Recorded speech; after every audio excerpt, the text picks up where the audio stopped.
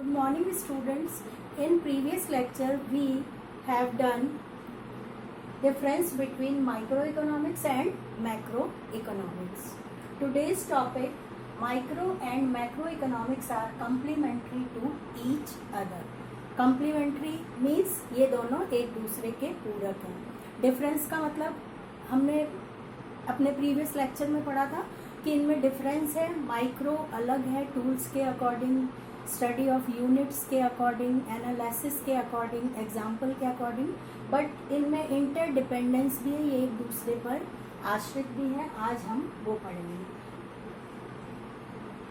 First, micro economics depends on macro economics. Micro economics कैसे depend करता है macro economics पे, आज हम ये पढ़ेंगे. Like law of demand came to existence from the analysis of behavior of a group.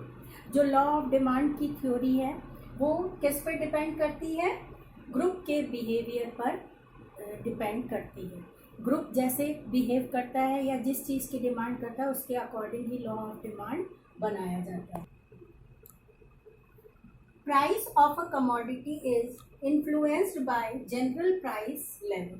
Second है price of a commodity. किसी single commodity, commodity means goods या सामान, किसी भी सिंगल कमोडिटी की प्राइस जो होती है वो किससे इन्फ्लुएंस्ड होती है? जनरल प्राइस लेवल से इन्फ्लुएंस्ड होती है. इट मीन्स कि माइक्रो जो है वो मैक्रो पर डिपेंड करता है.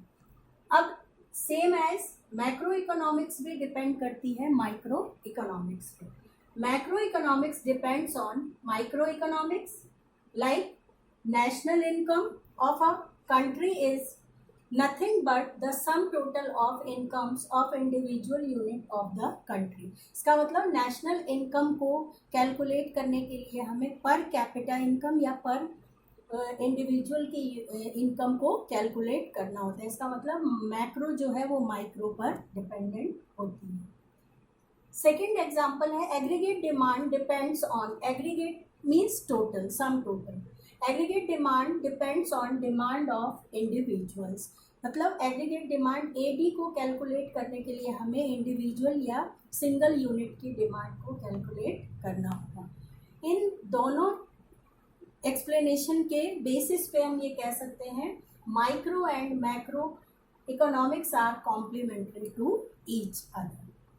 नेक्स्ट, प्रीवियस लेक्चर में भी मैंने आपको डिफरेंसेस में बताया था पैराडॉक्स में कि माइक्रो इकोनॉमिक्स में सेविंग्स को बहुत बेनिफिशियल माना गया है, बट मैक्रो इकोनॉमिक्स के अंदर सेविंग्स जो हैं वो नॉन बेनिफिशियल होते हैं.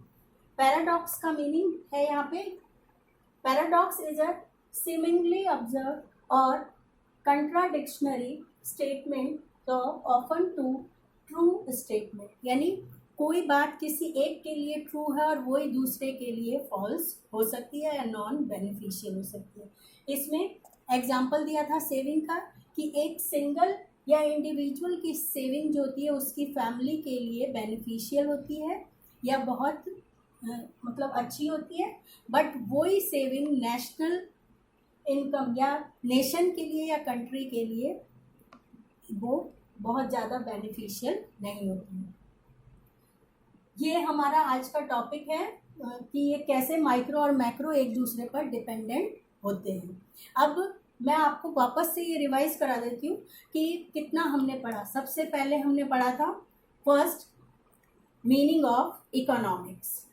सेकंड हमने पढ़ा था ancient economist like Brihaspati, Shukracharya, Chanakya etcetera, जिन्होंने एक लाइन बोली थी कृषि पालन पाल्य वाणिज्यम च वार्ता.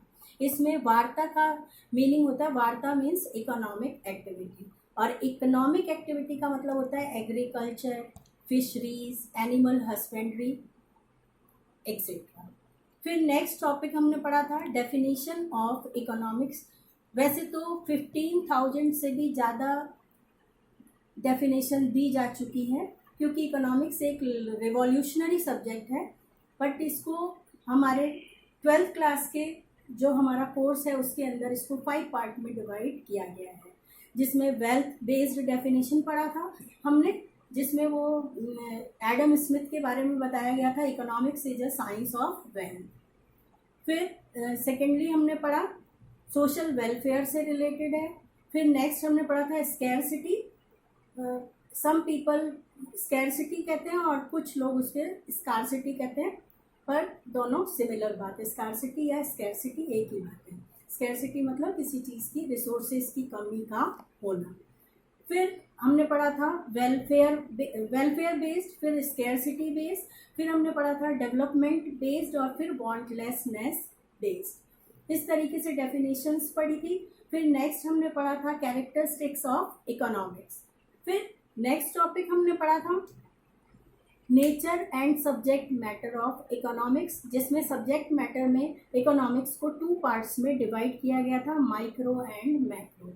और ये 1933 में रैगनर फ्रिश नाम के या रैगनर फ्रिश ने इसे फर्स्टली यूज़ किया था इस वर्ड को, और वाइडली इसको डिफाइन किया था professor J.M.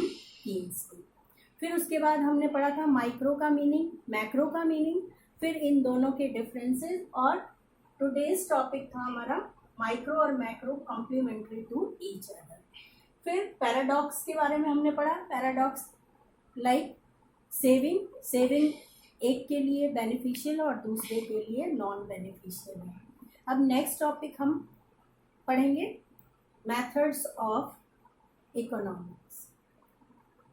That's all for today. Thank you.